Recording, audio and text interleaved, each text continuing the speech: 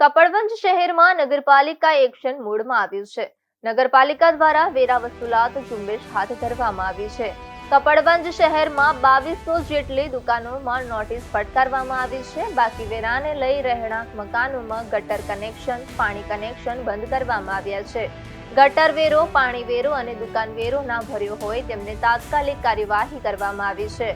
નગરપાલિકા દ્વારા કુલ બાકી વેરાની રકમ આશરે 12 કરોડ રૂપિયાનું હોવાનું જાણવા મળ્યું છે, જેમાંથી અત્યાર સુધીમાં અંદાજે 2.5 કરોડ રૂપિયાની વસૂલાત કરવામાં આવી છે, જ્યારે હજી 9.5 કરોડ રૂપિયા કરતા વધુ રકમ બાકી રહેતા નગરપાલિકા દ્વારા વધુ કડક કાર્યવાહી ચાલુ રાખવામાં આવી છે।